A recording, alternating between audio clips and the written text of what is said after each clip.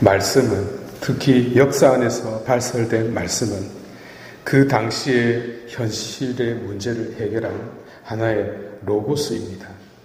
동시에 그 발설된 말씀과 기록된 사건은 보편성을 지니면서 시간을 넘어 지금 이 순간에도 여지없이 그 힘을 발휘합니다. 왜냐하면 우리가 인간이라는 공통 분모 위에 서 있기 때문이고, 따라서 인간 본성과 삶의 자리가 그렇게 차이가 나지 않기 때문에 곧 인간의 삶과 역사가 언제나 반복되기 때문에 그대로 적용된다 하겠습니다.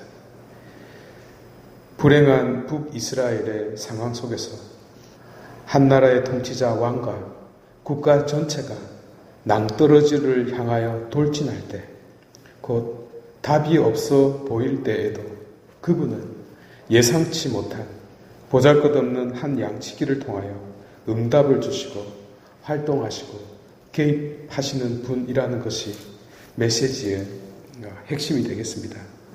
그리고 이것 자체가 그 말씀을 듣고 있는 우리에게는 희망이 되죠. 오늘 사건은 베텔에서 이루어지고 있는데요. 베텔은 예루살렘에서 북쪽으로 한 17km 떨어진 중앙 산악지대에 위치해 있습니다. 예루살렘보다 앞서서 중요했던 여러 도시 중에 하나죠.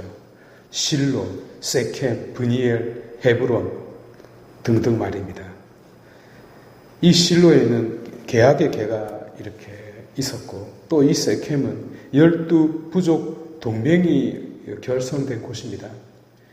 그리고 모세가 출애굽할 때 제일 먼저 가지고 온 게, 챙겼던 게 뭐였죠?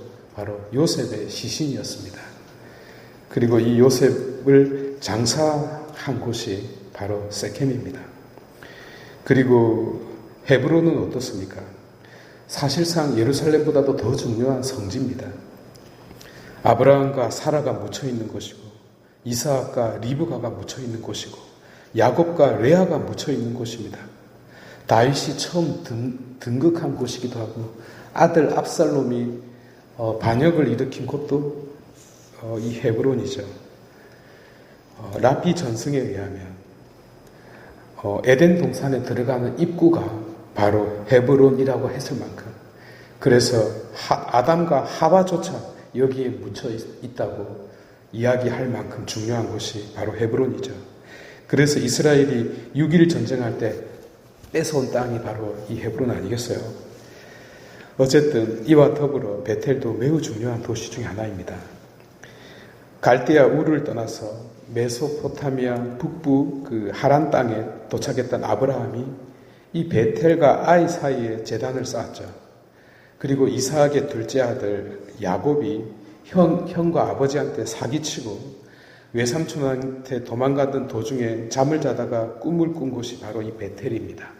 벳엘, 그러니까 하느님의 집이죠. 베이트 엘로임이라고도 합니다. 하느님의 집.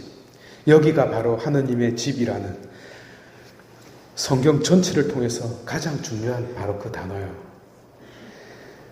그리고 여기서 제단을 쌓았죠. 그리고 삼촌집에서 레아와 라헬을 데리고 가나안으로 돌아왔을 때 역시 들렸던 곳이 바로 베텔이었습니다. 이때 그의 이름이 이스라엘로 개명되지 않습니까? 그러니까 이스라엘의 첫 시작이 베텔에서 비롯되었다 하겠습니다. 그리고 판관 시대에는 이 법계, 계약의 계가 여기에 있었어요. 사무엘시도 마찬가지였고요.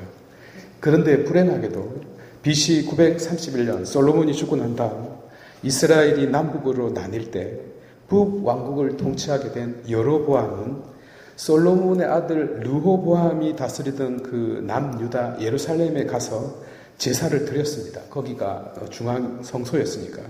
그런데 왕국이 나뉘어졌는데도 불구하고 자꾸 예루살렘으로 가면 어떻게 되죠? 복속되겠죠. 다윗이 그래서 예루살렘을 중앙 성소로 만든 것은 정말 위대한 통치 정책 중에 하나였던 겁니다. 그래서 북이스라엘이 독립을 할 때 정통성을 내세웠던 것이 바로 예루살렘과 맞먹는 도시 베텔이었던 겁니다.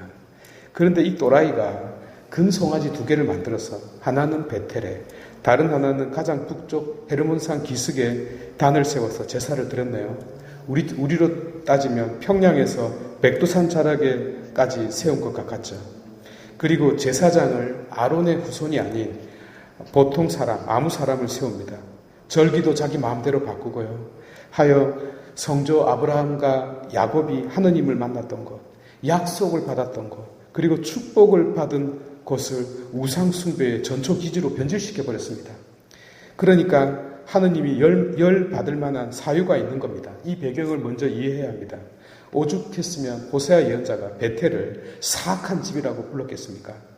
결국 하느님의 영광이 떠나고 그 송아지도 아시리아로 예물로 바쳐질 거라고 호세아는 저주를 뿜어냈습니다. 지금 여기서 한판 싸움이 벌어지고 있는 것이죠. 왕과 이름 없는 양치기 2사람이 말입니다. 이때 베텔의 제사장이 아마츠아였습니다.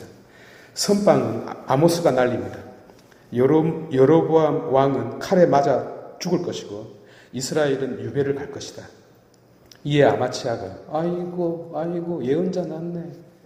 그래 니는 남의 동네에 와서 뻘짓거리 하지 말고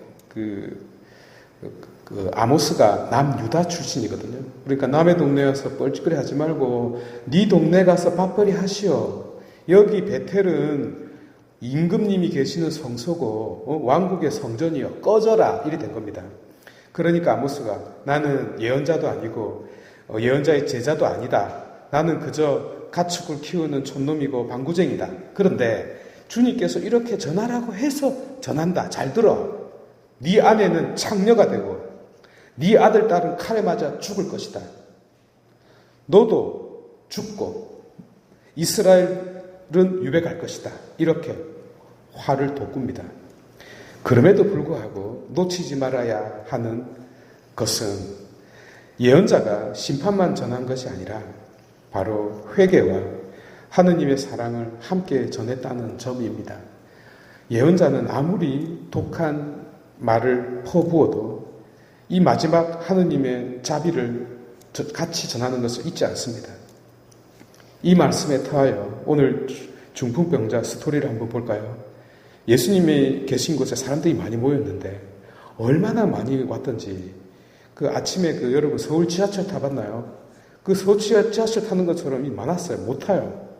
그래서 이 문으로 들어갈 수가 없어서 지붕 위로 올라갔는데 지붕을 뚫고 환자를 간이 침대에 눕혀서 이렇게 아래로 내려보냈다는 거 아니겠어요?